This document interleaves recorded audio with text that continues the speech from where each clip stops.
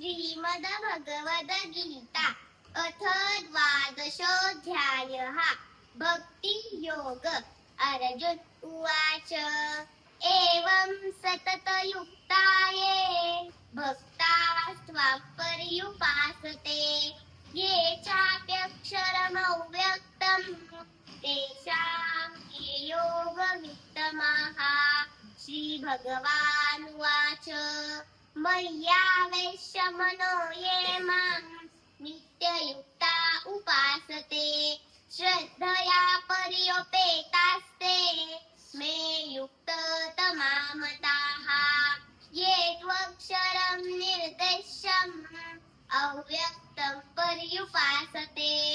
सर्वत्र गमचिन्त्यं च कूटस्थम् अचलं ध्रुवम् सन्नियमेन्द्रियग्रामं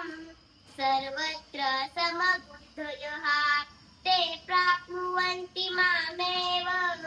सर्वभूतहिते रताः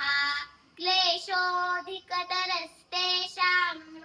अव्यक्तासक्तचेतसाम् अव्यक्ता हि गतिर्दुःखम् देहवद्भिरवाप्यते ये तु सर्वाणि कर्माणि मयि सन्न्यस्य मत्पराः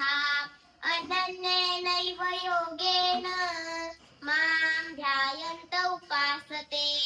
तेषामहं समुद्धर्ता मृत्युसंसारसागरात् भवामि न चिरात् पार्थ मय्यावेशितचेतसाम् मय्येव मन आधत्स्व मयि बुद्धिं निवेशय निवसिष्यसि मय्येव अत ऊर्ध्वं न संशयः अथ चित्तं समाधातुं न शक्नोषि मयि स्थिरम् अभ्यासयोगेन ततो मामिच्छाप्तुं धनञ्जय अभ्यासेऽप्यसमर्थोऽसि मत्कर्म परमो भव मदर्थमपि कर्माणि कुर्वन् सिद्धिमवाप्स्यसि अथैतदप्यशक्तोऽसि कर्तुं मद्योगमाश्रितः सर्वकर्मफलत्यागं ततः कुरु यथात्मवान् श्रेयो हि ज्ञानम् अभ्यासात् ज्ञानात् ध्यानं विशिष्यते ध्यानात् कर्मफलत्यागात् शान्तिरनन्तरम् अद्वेष्टा सर्वभूतानां मैत्रः करुण एव च निर्ममो निरहङ्कारः समदुःखसुखक्षमी सन्तुष्टः सततं योगी यतात्मा दृढनिश्चयः मय्यर्पितमनोबुद्धिर्यो मद्भक्तः समे प्रियः यस्मान्नो द्विजते लोको लोकान्नो द्विजते च यः